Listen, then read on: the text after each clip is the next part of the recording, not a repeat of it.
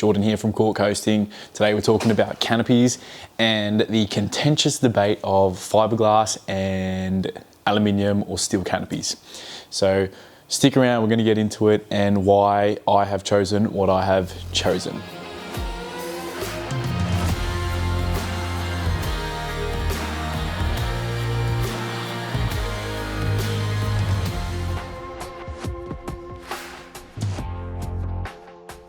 My canopy is an aluminium canopy. I picked it purely because of one thing, and that was strength. So 100 kilo roof rating, and that for me was the ultimate selling point because I wanted a rooftop tent. It's 80 kilos plus the awning. Now that is 100 kilos, but it was shared between the canopy plus the cabin. So I roughly crunch the numbers at 50 kilos shared rather than 100 kilos entirely on the canopy, because there's a portion of the tent on the cabin of the roof. So if it all comes down to it, that was my only reasoning for picking the alloy or steel canopy over fiberglass, because fiberglass wasn't as strong and needed internal bracing if you wanted it to be strong. That was, I guess, reason number one.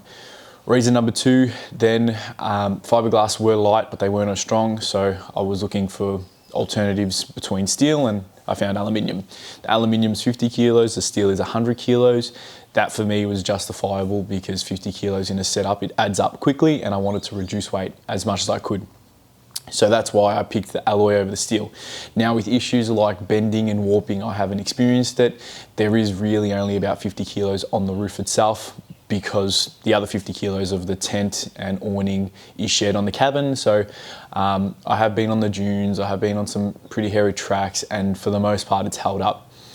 Comparing those to, or comparing the canopy to like an $8,000 canopy, this thing's only $2.5 grand. It's one of those generic canopies you see pretty much most people rocking these days. And in comparison to those ones, there have been a few little minor issues. The gas struts I've had to replace, the locks, and I've needed to modify the hinges a little bit.